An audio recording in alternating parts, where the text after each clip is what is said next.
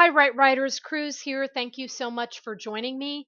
In this video, we're going to be looking at Accuplacer Writeplacer for English as a second language students. We are going to be looking at an essay which scored a 2 out of 6.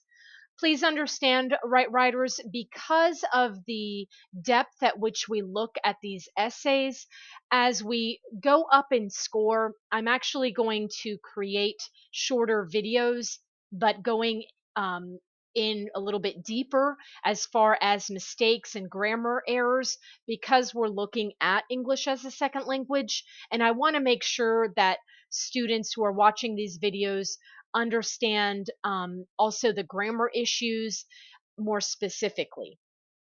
So if this is a video that you are interested in watching, Write Writers, please stay tuned as we go through a sample essay which scored a 2 out of 6. Okay, let's take a look again just briefly at the rubric. And these are the 4 parts that they're looking at right here. The first part is the word use. So it says the extent to which you are able to accurately use a wide range of words and phrases. So notice that focus here. I would focus on that part right here, a wide range of words and phrases. So what they do not want to see is you relying on the same words over and over again. And if you start to find yourself repeating using repetition like good, good, good, good, bad, bad, bad, bad, you know that that is going to impact your score. Sentence use is another area that they're going to be looking at. So, the extent to which you are able to use a variety of sentence patterns with both independent and dependent clauses. So, they're looking at your ability to write a simple sentence, a compound sentence, a complex sentence, and a compound complex sentence, and specifically your fluency with them. So, what that means, right, writers, is that you don't want to have a paragraph where it's like simple sentence, simple sentence, simple sentence, simple sentence. You want to have simple sentence, complex sentence, compound sentence, simple sentence, compound complex sentence. So you want to be able to change up the patterns as you're writing. That helps with your writing fluency. The next section that they're looking at is grammar. So, the extent to which you are able to express ideas using grammatically correct English. And so, in this case, we're looking at subject verb agreement. We're looking at point of view, staying in first person or staying in second person or staying in third person. We're looking at um, past, present, and future tense, making sure that you're using your tenses correctly. Those are some key points that I come up with when I'm thinking about grammar. And then with organization and development, the extent to which you are able to focus on the topic and to develop your ideas clearly. So, focusing on the topic, developing your ideas in a clear manner. So, again, taking a brief look at the passage itself, and then we'll take a look at one example of a student who scored a 2 out of 6. This is the passage, and here is the assignment. So, we have a woman received an inheritance of $25 million from an unknown distant relative.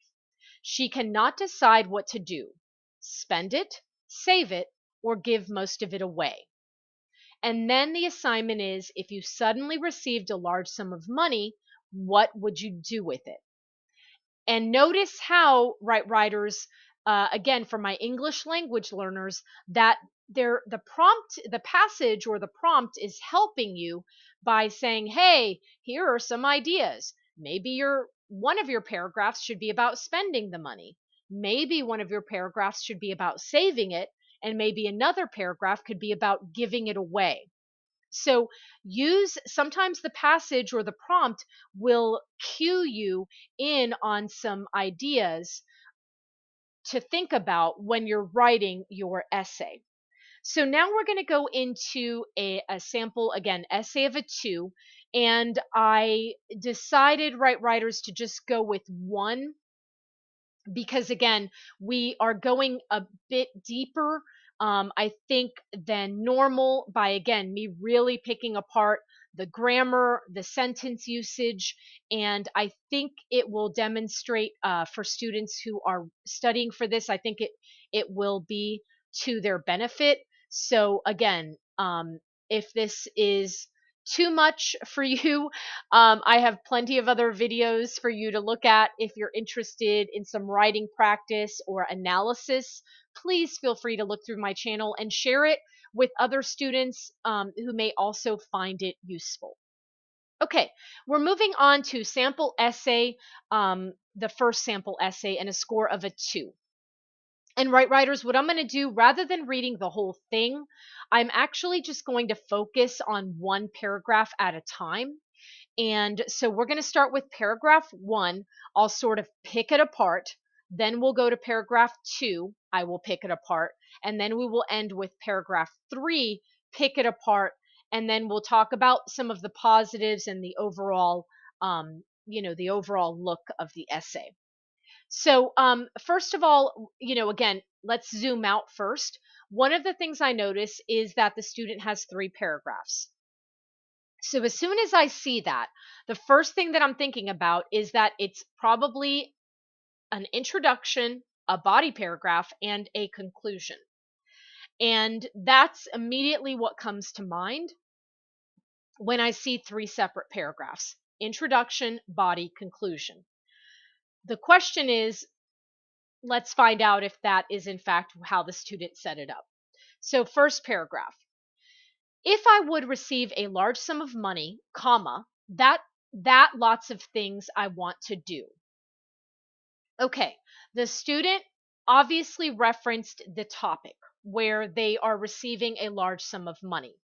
The student started with a dependent marker or a dependent clause. If I would receive a large sum of money, comma, and they set off the dependent clause with a comma as they should. Here's where the sentence falls apart. That lots of things I want to do. So we have some issues with where the how the sentence should be written. It should read something like, if I would receive a large sum of money, I would want to do a lot of things with it.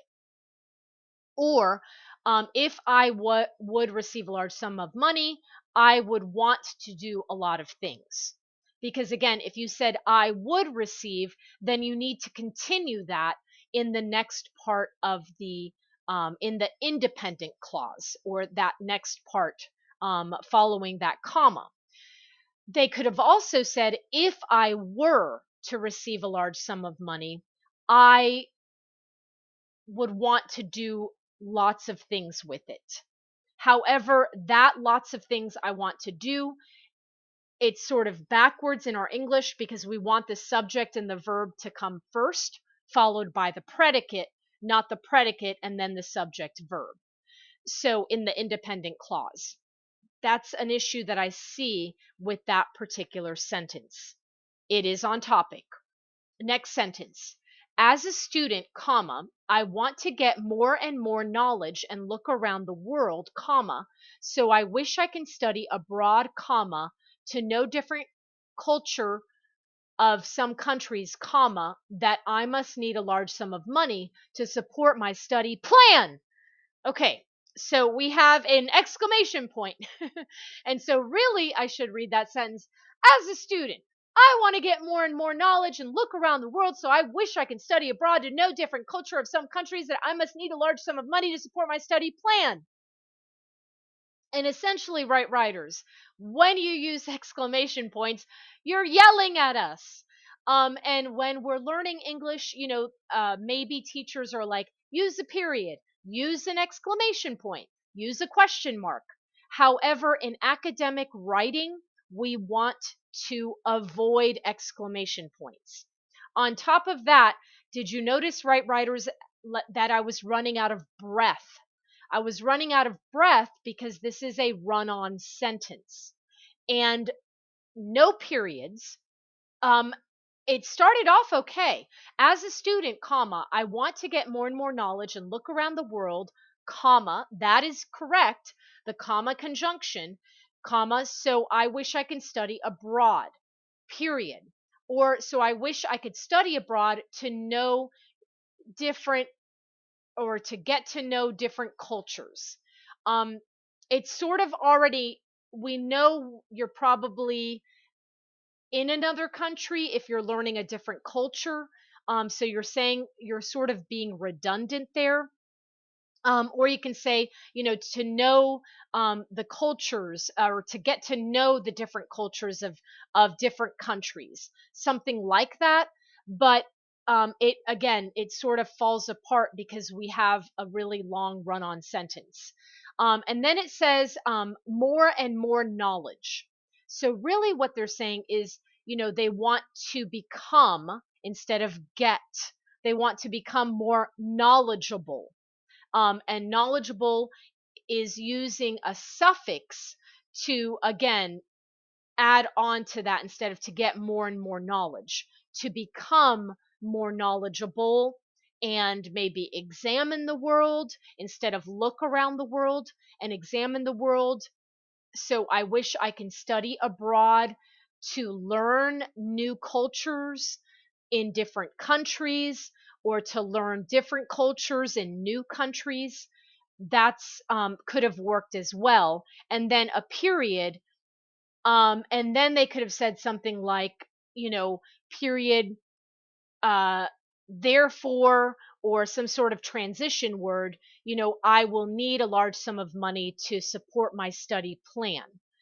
But again, no exclamation point, and we can see, students, that it sort of partly falls apart because we have a really long run on sentence in that introduction. And notice how it's, you know, I hope that the next part is going to be focused on their study plan. But if I was looking at this as an introduction, meaning I would want then the body paragraph to talk about studying these different cultures and these different cultures and figuring out what they're actually going to study abroad. So let's see if they do that in their body paragraph right here, or paragraph 2.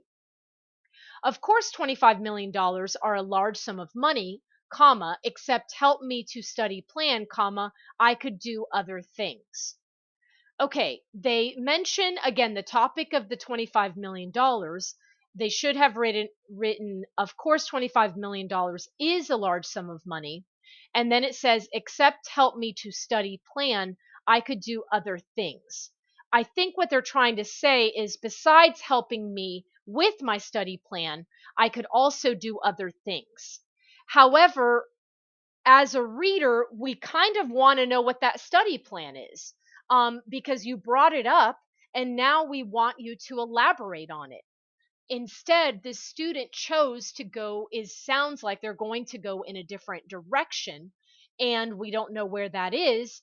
However, you told us you were going to study abroad, learn about different cultures in these countries, and then you switch direction on us. And again, as a reader, that impacts how the organization and the development of your writing. So if you're telling us something that you're going to do up here, please, writers, make sure that you discuss that in your body paragraph. Otherwise, we feel as if we've been deceived. We feel cheated as a reader because you chose to go now in a totally different direction. Then they go into the next part. um, I think I could do other things. And again, we don't know what those other things are. Let's find out. Next sentence. I think many people will use these money to buy cars, comma, comma, houses, comma, dot, dot, dot, using ellipses here, and so on, comma, but I don't agree with these are good ideas. So now he or she is telling us, well, I could do other things. Oh, by the way, this is what other people would do with the money, but I don't agree with that. So the sentence is not too bad. I understand the ellipses and so on. And but this is kind of what I call, right, writers, a throwaway sentence, meaning it doesn't really do anything. It doesn't help us. It doesn't help your topic. It's just telling us what other people would do, and we're not really interested in finding out what other people would do. We want to know what you would do with the money. And so, because of that, this is, really a throwaway sentence. It should have been deleted. It should not be included. And it takes away from the writing. Let's go on to the next one. If you only use money but don't make more and more money, comma, that one day, comma, most of your money will be spent out. And so now they're going from first person to second person.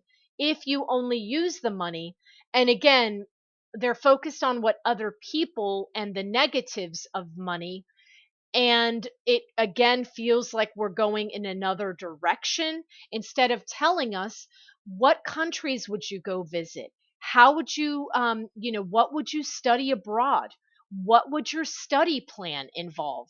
That would have been a much better use of this student's time than bringing up other topics that take away from their writing. On top of that, they're using a dependent marker here. If you only use money but don't make more money, more and more money, comma, that one day, comma, most of your money will be spent out.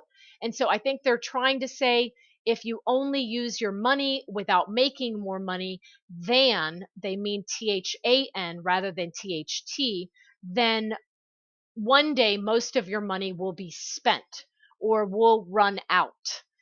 In English, we do not say will be spent out.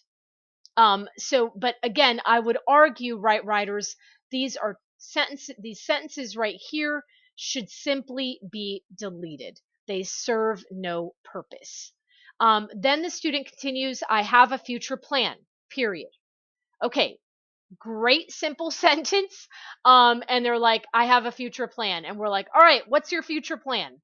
And let's see what they say in the next sentence.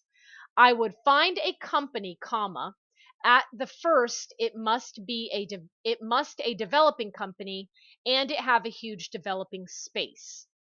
Okay, so we understand that they would find a company, and I don't know if they're meaning that they would be the founder of that company or they would just find a company that was a developing company. We get a little lost because this is a comma splice. They're using a sort of a comma here to separate complete ideas. We should have a comma here before the conjunction and, because it says, and it have a huge developing space. And then we're starting to get lost because we're like, okay, they have a huge developing space and there's a developing company, but we don't know what this company is actually producing. We don't know what the company is doing. And so the reader is sort of lost. Um, in the next sentence, the student says, that I will use my money to give it some help. And this, maybe they mean then, THEN, comma, then I will use my money to give it some help. So it sounds like they're wanting to help maybe this struggling developing company. Again, that's what we can think. I still want to go back to, why didn't you just talk about studying abroad and learning about different cultures? Because that's what you told us you were going to talk about, and then you don't in this body paragraph, and we are totally bummed. We are sad. The reader is sad. Okay, next sentence. In the future, when I have finished my study plan, comma, I think I could get more money and use these money, comma, maybe I can build a company by myself. Okay, so again, some comma splicing because the student is using a comma where they should in fact be using a period or a semicolon, to separate complete ideas. And again, they bring up now they bring up the study plan again. We never really know what the study plan is. And then I think I could get more money and use this money to build a company myself or to build a company by myself. Then they end with, I'm not only see $125 million. Wait, let me say that again, right, writers. I'm not only see $125 million. I'm yelling that because it's an exclamation point. And so you can hear how sort of ridiculous that sounds. And we have no idea what they're talking about. Um, we actually don't know. We cannot see that 25 million, and we're not really sure what they mean. Are they 1 in 25 million? We don't know. And I am not going to pretend to guess that I know what this student is trying to get across. This sentence is completely lost on me. Now let's go to the conclusion, right, writers. You'll begin to see, right, writers, why I'm doing this again, sort of one essay at a time. They go on to say, in fact, comma, I always, this is supposed to be the conclusion. In fact, comma, I always consider the money is a tool. It used to help me, comma, it used to help me to get my each purpose. Okay, we start to lose, it's feeling like a conclusion. Because it really is, right, writers, because they're sort of saying, in fact, I consider money to be a tool, to help me with a purpose or to help reach my purpose. But this idea, again, comma, splice, they should use a semicolon or a period, a money, I use money to help me, to, or money is used or should be used for a purpose. We sort of get lost in the grammar and the sentence usage here, the word usage, we get lost. Next sentence, I'm a person, comma, my life is the running. And then the running is in quotation marks. That period should be inside the quotation after the G. And we're not really sure what they mean as far as, again, and a comma splice. I'm a person, period, or semicolon. My life is the running.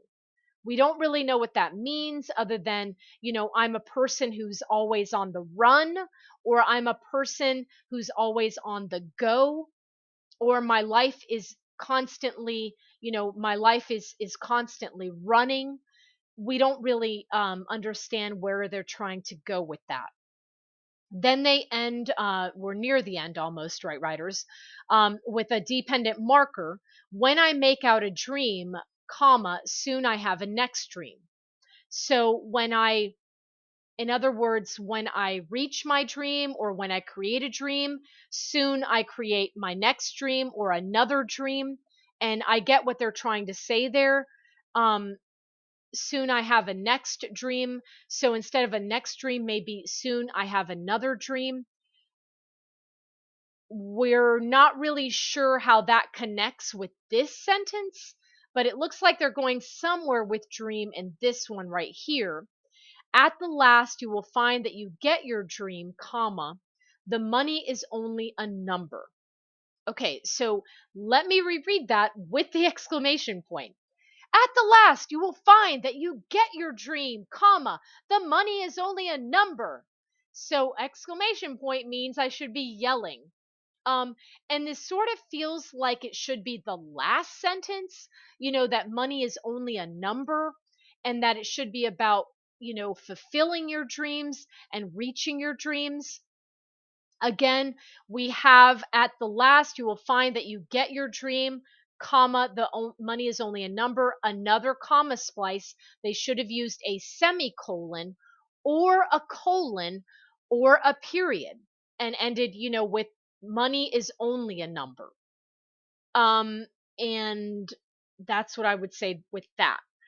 But then we have another sentence at the end, and it says, I think I will give all of my money to many poor people areas in the world, comma, use my power to help as more as possible people get their dreams. I like this idea because it talks about the dreams, but notice, right, writers, the placement of this sentence. It's sort of thrown in at the end, and now we're starting to talk about poor people and helping poor people reach their dreams. And that's thrown in as the last sentence. But, it's almost like the money only as a number should be their last sentence. And this sentence should be moved earlier in this paragraph about maybe helping poor people with their dreams. Um, Again, incorrect usage of the comma. Use my power to help as more as possible people get their dreams. Really a fragment. The grammar falls apart there, as well as just the sentence usage in this part right here. And we sort of lose track of what's going on and even the topic. So, right writers, again, zooming out, they did mention the topic in a few places. They stayed on topic quite a few times. But what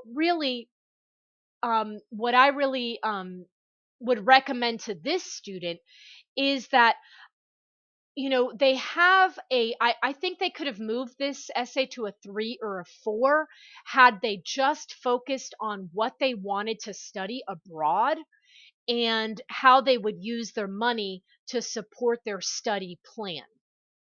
But because they go in too many different directions and they want to put in all of these ideas, it ends up taking away from their essay and their writing.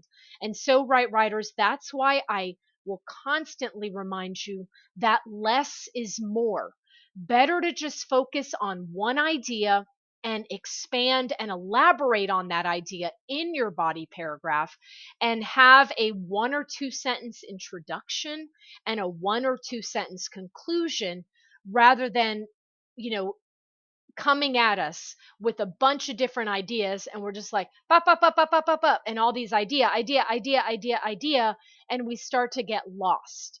And then the writing becomes more complicated, and the grammar starts to fall apart here, and you just start, you're trying and grasping at tree limbs, and you just sort of fall down. And so, right writers, that is why it's important to see where students are failing, how they're heading in the wrong direction, to use that to benefit us. I appreciate this student for this sample essay, because without their help, we would not be able to highlight what to do well when we are under time constraints. Thank you so much, Right Writers, for watching this video. And in our next one, we'll be looking at sample essay number 2, which also scored a 2. Take care, Right Writers. I hope to see you again next Tuesday. Cruise out. Love you guys. Bye bye.